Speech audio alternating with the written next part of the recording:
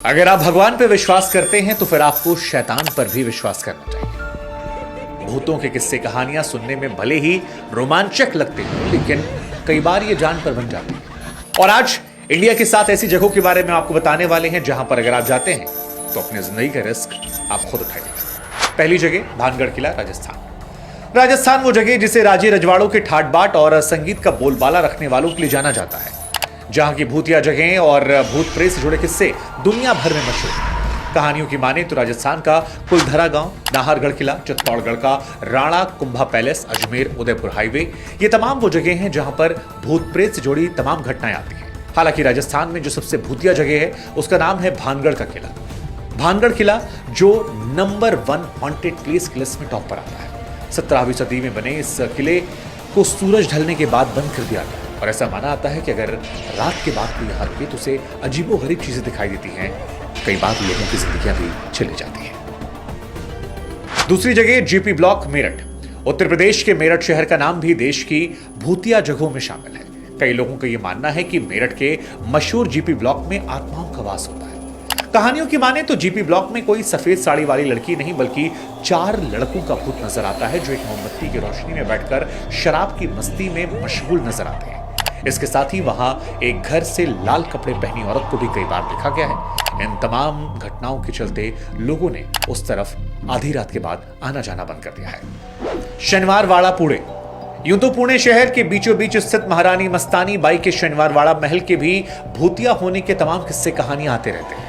ऐसा माना जाता है कि पूर्णिमा की रात को यहां पर अलौकिक घटनाएं घटित होती हैं। ऐसी मान्यता है कि पुणे के राजकुमार नाना साहेब को यहां पर उन्हीं के चाचा रघुनाथ राव और चाची आनंदी बाई ने बड़े निर्दयता पूर्वक मौत के घाट उतारा था और तभी से नाना साहेब की आत्मा यहां पर भटक रही है। पूर्णिमा की रात को शनिवार वाड़ा से मराठी में कुछ बोलने की आवाजें भी आती हैं। डार्विल, कर्सियांग, दार्जिलिंग। दार्जिलिंग यूं तो देश के उन हिस्सों में शामिल है जहां की खूबसूरती का शायद ही कहीं कोई मुकाबला हो।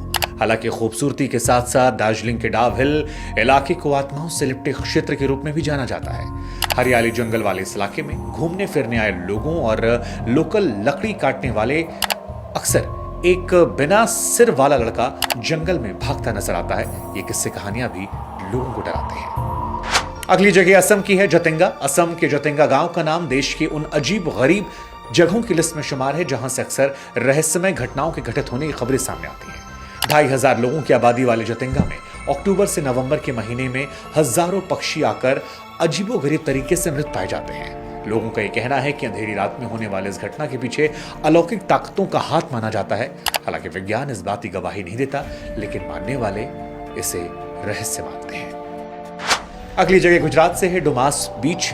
सफेद रेती के रेगिस्तान के साथ गुजरात में काली रेत वाला बीच है जो दिखने में तो बहुत खूबसूरत है, लेकिन अकेले आने वाली गलती यहाँ भारी पड़ जाती है। गुजरात के सूरत शहर के पास डुमास बीच भूतिया माना जाता है। बीच पर आए घूमने वाले पर्यटक दिन के समय भी यहाँ पर अक्सर फुसफुसाहट की आवाज सुनते पाए जाते हैं और अचानक से कई बार लोगों के गायब होने की खबरें भी यहाँ पर आती रहती है। और आखिरी जगह जो है वो है वृंदावन सोसाइटी, ठाणे।